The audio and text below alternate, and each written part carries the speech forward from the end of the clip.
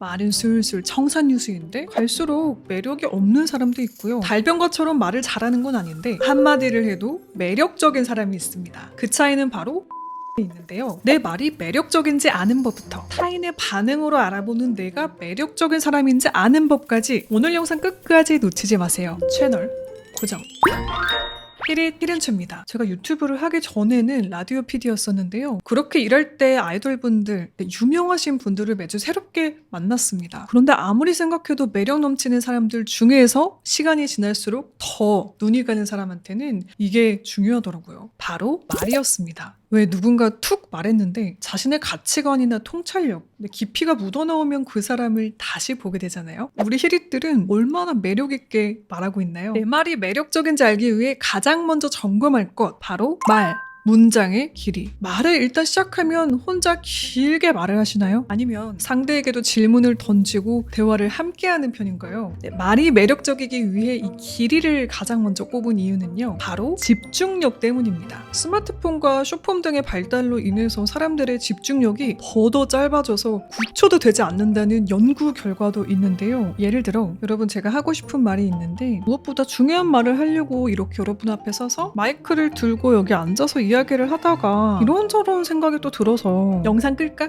채널 넘길까? 고민하신 분 손. 네. 자, 예시를 들었으니 여기까지 보셨겠지만요. 일상의 대화에서 말을 길게 하는 습관은 말의 매력도를 떨어지게 하니 개선하시는 것이 좋습니다. 여기서 별표. 아무리 좋은 말도요, 길게 하면 매력이 떨어집니다. 그러니 하고 싶은 말을 길게 해서 혼자 대화의 점유율을 독차지하거나 한 문장의 길이가 지나치게 긴 만연체 스타일을 방지하는 것이 좋겠죠. 대화 중 상대를 따분하게 만드는 것만큼 매력을 빼앗아가는 말 습관도 없으니까요. 반대로 매력적으로 말을 잘한다 싶은 분들은요, 한 문장 한 문장을 몰입하게 만드는 힘이 있습니다. 이렇게 말을 짧고 간결하게 몰입되게 하는지 점검하는 가장 좋은 방법, 바로 모니터링인데요. 내 말을 녹음해서 꼭 들어보세요. 그리고 이를 받아쓰기 해보시면요, 얼마나 길게 말하는지, 얼마나 말이 정돈되었는지가 드러납니다. 내가 자주 쓰는 별로인 말 습관도 드러나고요. 모니터링이 중요한 이유,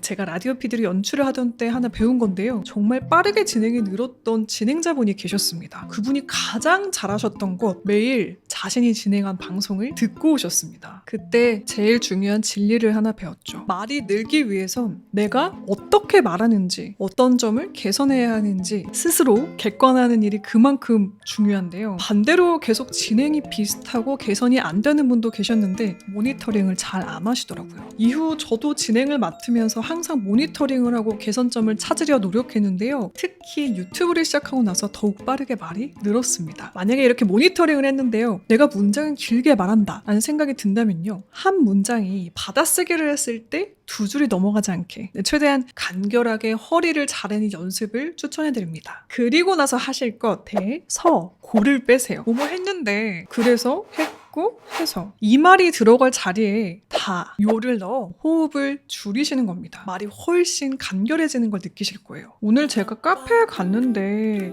커피를 시키다 느꼈는데, 자, 벌써 호흡이 길죠? 오늘 제가 카페에 갔어요. 커피를 시키다 느꼈는데요.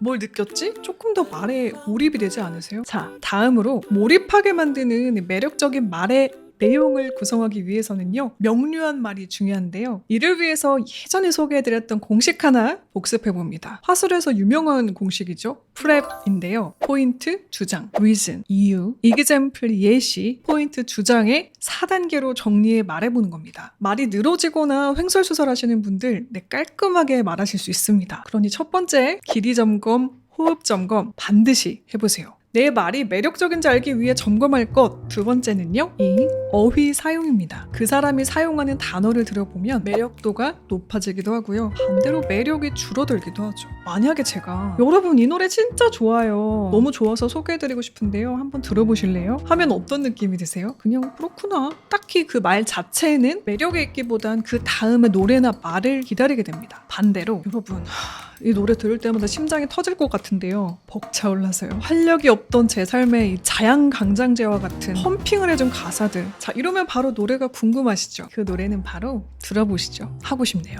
제가 라디오 PD에서 DJ가 됐을 때 스스로 가장 많이 개선하려고 했던 부분이자 지금의 히든 채널을 만들어준 말습관이기도 합니다. 이렇게 어휘는 그 사람의 세계, 감정의 폭, 지식의 깊이를 알려주는 수단이 되는데요. 따라서 다음에 3가지 어휘 사용을 해보신다면 말로써 매력을 더하실 수 있습니다. 나의 평소 어휘 사용이 매력적인지 알기 위해 다음에 3가지를 자문해보세요. 말을 매력적이고 유머러스하게 잘하시는 분들 중 1번, 독창성이 강하신 분들이 많은데요. 생각지 못한 역사용어로 가져와서 웃음을 유발하거나 참신한 어휘 사용으로 공감과 흥미를 불러내죠. 또 긍정성은요. 같은 말도 예쁘게 한다. 느끼게 하는 지름길입니다. 평소 좀 성격이 예민하신 편인가요? 평소 성격이 좀 섬세하신 편인가요? 같은 질문이지만 첫 번째는 조금 부정적인 느낌이고요. 섬세하다라는 어휘는 조금 더 긍정적인 느낌을 줍니다. 마지막 항목은 어휘력인데요. 어휘력이 약하면 생기는 가장 큰 문제, 앞서 말씀드린 일본의 현상이 생깁니다. 단어 하나로 말하면 끝날 것을 구구절절 길게 말해서 듣는 이의 집중이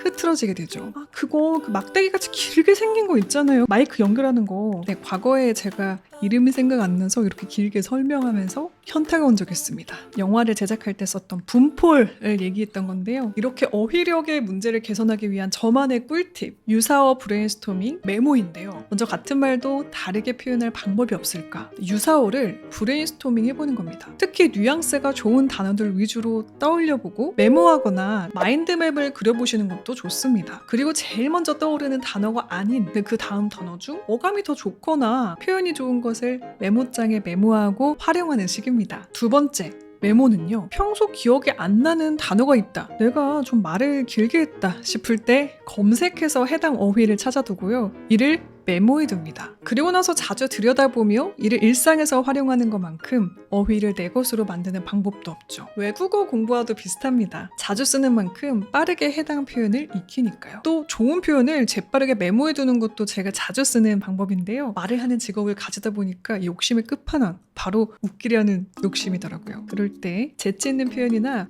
이거 웃겼다, 찢었다 하는 표현들을 미디어나 주변에서 듣거나 발견하면 꼭 메모해둡니다. 예전에 친한 작가 언니가 한심한이라는 표현이 평범한 명사 앞에 붙으면 흥미로워진다 라는 이야기를 한 적이 있습니다. 한심한 여행기? 한심한 강의처럼요. 얼마나 한심했길래. 벌써 궁금하지 않으세요? 평소에 이런 단어들을 꾸준히 수집하는 편입니다. 제 강의를 오프라인에서 들어보신 분들이 혹시 계시다면 저 꽤나 말 웃기게 하지 않나요? 내 말이 매력적인지 알아보는 마지막 방법 3. 끝맺음. 대부분의 사람이 좋아하는 매력적인 사람들의 덕목 중 하나, 자신감입니다. 말에 있어 자신감, 말의 끝맺음이 가장 중요하다 해도 과언이 아닌데요. 앞에 말을 다 잘해놓고 이렇게 말한다고 해볼게요. 그래서 이런 결과일 것 같아요.